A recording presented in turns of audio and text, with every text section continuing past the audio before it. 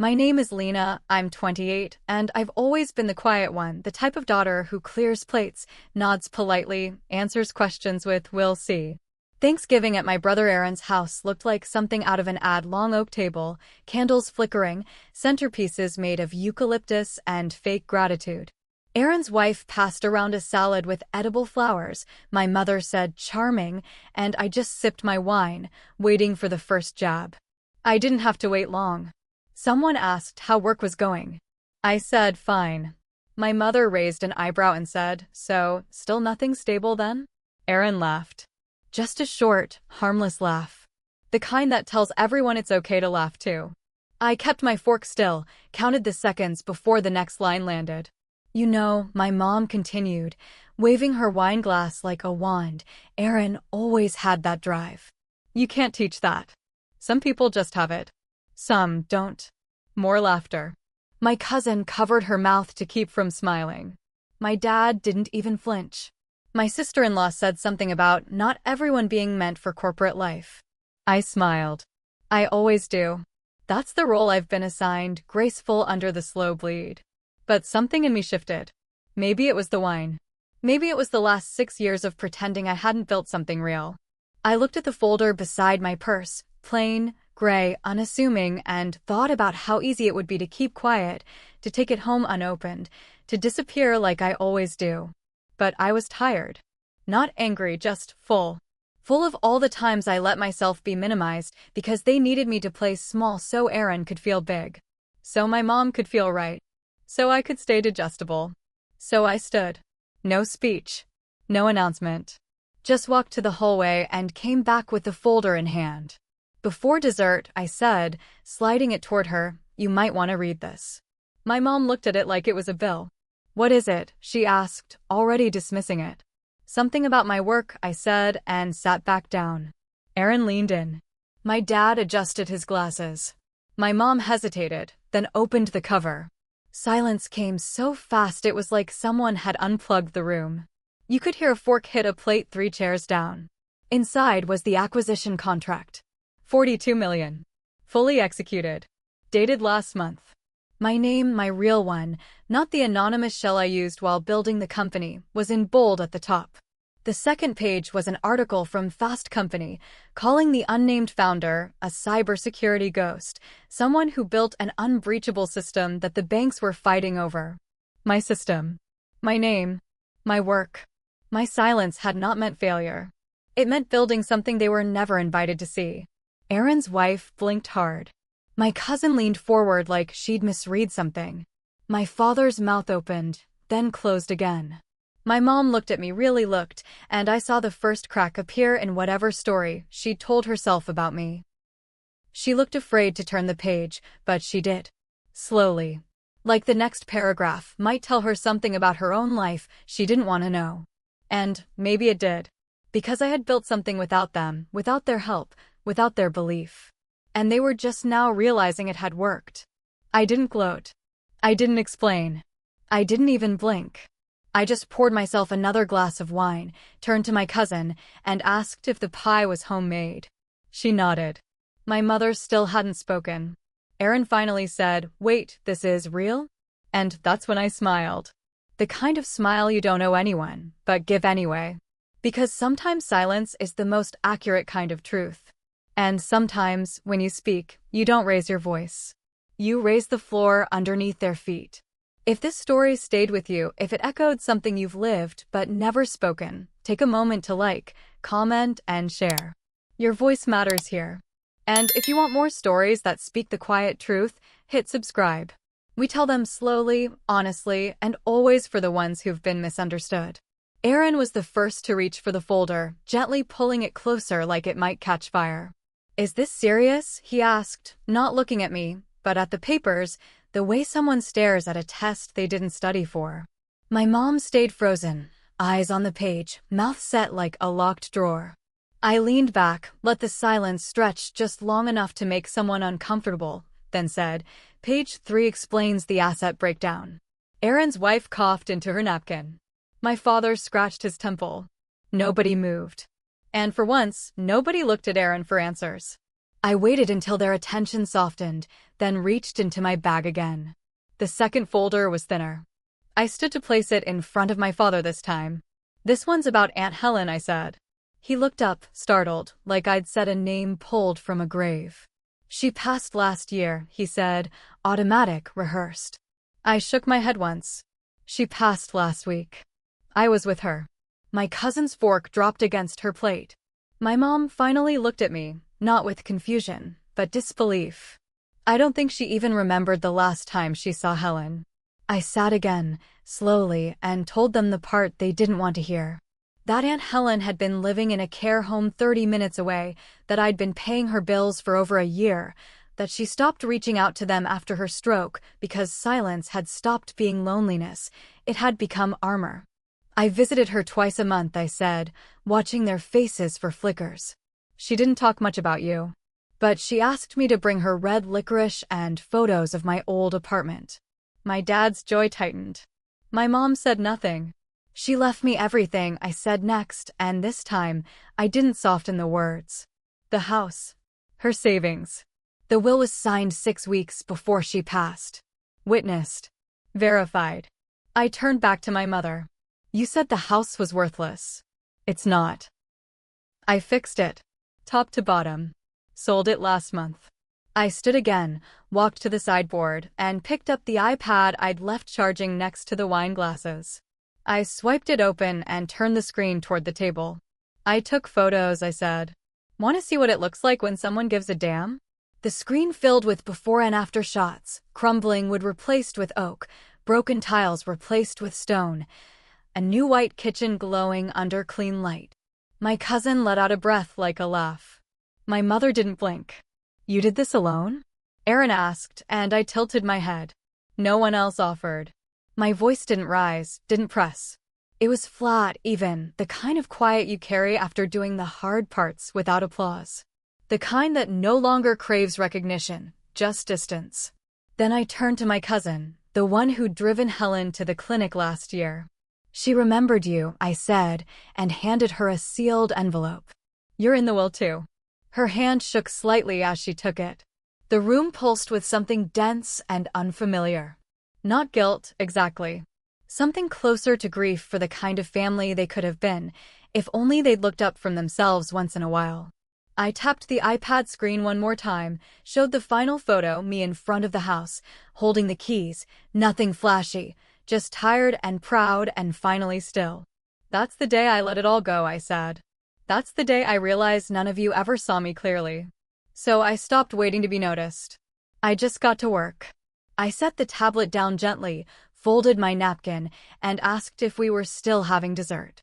My mother finally spoke, low and uncertain, as if testing the words before committing. "You could have told us." She wasn't asking, just floating something she could hold on to, something that made this feel like a misunderstanding instead of a choice. I met her eyes across the table, steady. "I could have," I said, "but you never asked." That's what it came down to. Not distance. Not defiance. Just absence of questions, of curiosity, of care that wasn't performative. They hadn't wanted to know how I was doing. They wanted me quiet, functional, contained. And I gave them exactly that. Aaron's wife tried to redirect. But still, wouldn't it have felt better to share it? I turned slightly toward her, not unkind, but sharp enough to stop the pivot. "Better for who?" I asked. "To hear you all call it luck? To watch you compare it to Aaron's career like it was a party trick?" My words weren't loud, but they had weight. Enough to shift the chairs. Enough to make Aaron set down his glass without finishing. "You act like I kept secrets," I said. "But I kept surviving. There's a difference." My father's voice cracked the silence. "I didn't know Helen was that sick." He didn't look at me. He looked at his plate, like maybe the truth was in the mashed potatoes. "I figured the state would take care of her." I blinked slowly. "The state doesn't bring licorice," I said. "The state doesn't hold her hand when she forgets her name. The state doesn't sit with her on Sunday afternoons while she tells stories about your childhood that you stopped telling yourself." The quiet wasn't angry anymore. It was mourning something that had slipped too far to recover. I explained how I'd found the first past due bill in a drawer full of holiday cards she never mailed. How I started calling the clinic pretending to be her daughter just to get someone to give me information. How I'd paid for the upgraded room after the winter got bad. It wasn't heroic, I said, it was just what someone should have done. That line landed hard. Because that someone was never them. It had been me, quiet, forgettable Lena, taking on what they hadn't even noticed needed doing. The cousin who got the envelope hadn't opened it yet. She just kept holding it in her lap like it might dissolve. She asked, "Did she talk about me?" I nodded. "She said you made her feel like a person again." That sentence did what nothing else had, cracked something open. A single tear slipped down her cheek, and she let it fall, didn't wipe it away. My mom looked at her, then at me, and I could almost see the panic rise, not about the will, but about how much she hadn't seen, how little she'd meant in the end. I told them about the day Helen signed everything over. How she sat in her wheelchair, asked me to read it back to her twice, then said, "I don't want to be remembered as someone who needed help. I want to be remembered for giving it to the right person." She didn't sound angry when she said it. Just tired. Tired of being polite in a family that rewarded performance more than presence. I didn't cry that day. I still haven't. I'm not holding it back. I just already did my grieving years ago, when they stopped showing up. I'd wanted to tell them once. I'd written drafts of messages I never sent. Typed up whole explanations, attached screenshots, closed the emails before clicking send. But every time I imagined their reactions, I knew how it would go. Aaron would say, "Wow," Mom would say, "Interesting," Dad would make it about taxes. None of them would say, "I'm proud of you." None of them ever had. And I stopped needing it somewhere between the fifth all-nighter and the first time I paid for Helen's meds out of my own pocket. "I never wanted applause," I said, standing now slowly, folding my hands on the back of the chair. I just wanted to not have to prove I mattered. That's what I'd been starving for this whole time. Not approval. Just acknowledgement. Just someone, anyone, to ask how I was doing without needing me to be pitiful or impressive in return. "You never asked," I repeated and walked to the kitchen to pour myself the last of the wine. I came back to the table carrying a new folder, smaller, sealed in an envelope with a red tab. I placed it in front of my mother, slow and deliberate. "This one isn't mine," I said. "It's from Helen's attorney." My mother didn't touch it, just looked at it like it might accuse her out loud. I watched her fingers twitch, not toward the folder, but toward her wine glass, the one she hadn't touched in 10 minutes. "I thought everything was already settled," my father said from the end of the table. "It wasn't," I replied. "Because you weren't mentioned." Aaron leaned forward, trying to hold the room together. "What's even in there?" he asked, voice tighter now, like he'd finally caught up to the emotional math. "The will," I said. "The revised one. Signed and witnessed." My mom broke her silence with something sharp and low. She wouldn't have done that. I looked at her for a long time before responding. "She did. Because you stopped calling after she moved into care. Because you told people she was gone before she was." I slid the envelope closer. "She wasn't dead. She was just inconvenient." My cousin finally opened her envelope, the one I gave her earlier. Inside was a check and a handwritten letter. She didn't read it out loud, just held it close to her chest. My mother finally opened the red-tabbed folder, lips pressed tight. Page 1 listed the property. Page 2 listed the savings. Page 3 detailed Helen's wishes. The last line read, "For the one who showed up when everyone else left." My mother blinked twice, then let the paper fall back onto the table. "This is legal?" she asked, and I nodded. I watched her sign it. She was clear. I turned to Aaron.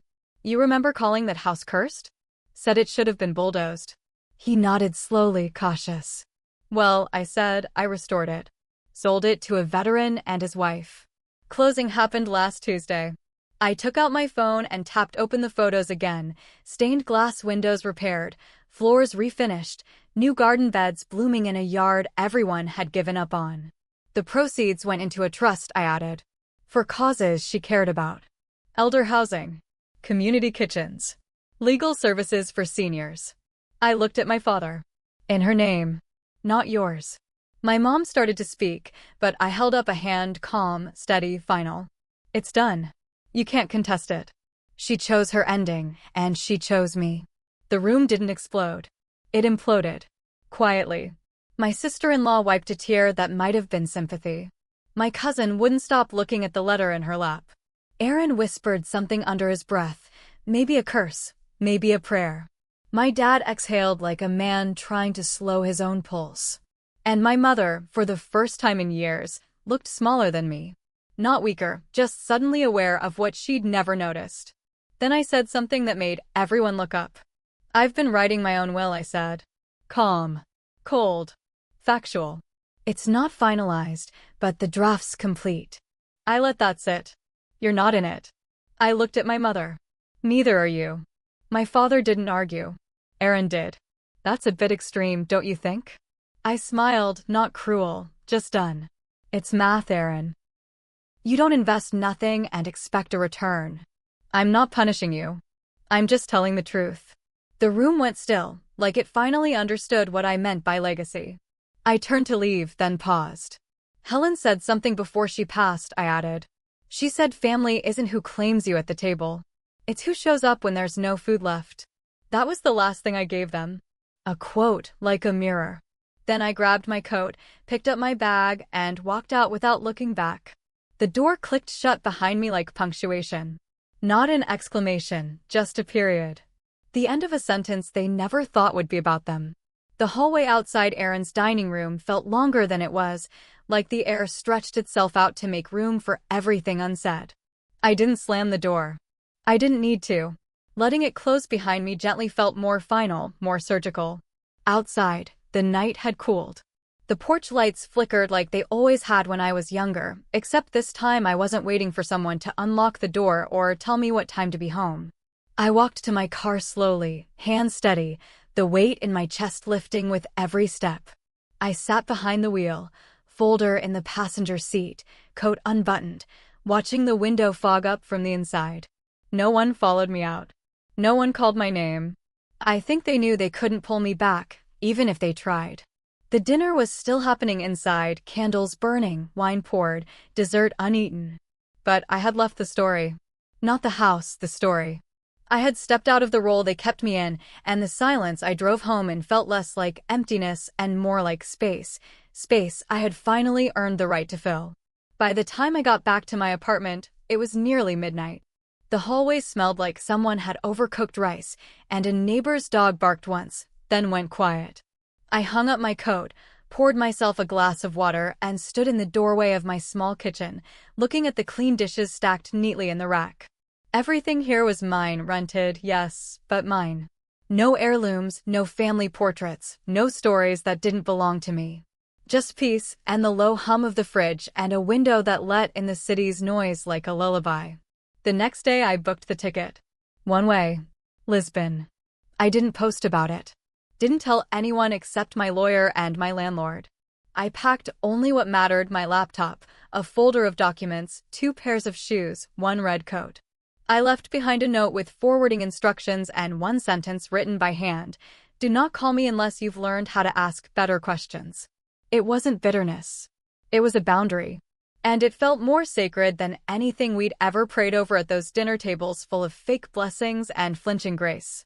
3 days before my flight, I mailed something. Not to my mother. To my cousin, the one who'd held that envelope like it meant something. Inside was the deed to a small property Helen had owned in her name, a cabin up north that no one knew about. I included a letter, short and plain. This one's yours. She wanted you to have a place to disappear when the world gets loud. I didn't sign it with love. I signed it with truth. Lena. That's what it came down to in the end. Not affection. Just truth. I left at sunrise, no cab, no fanfare. Just me and a carry-on bag, and the wind making the airport banners flutter like nervous flags. The flight was half empty.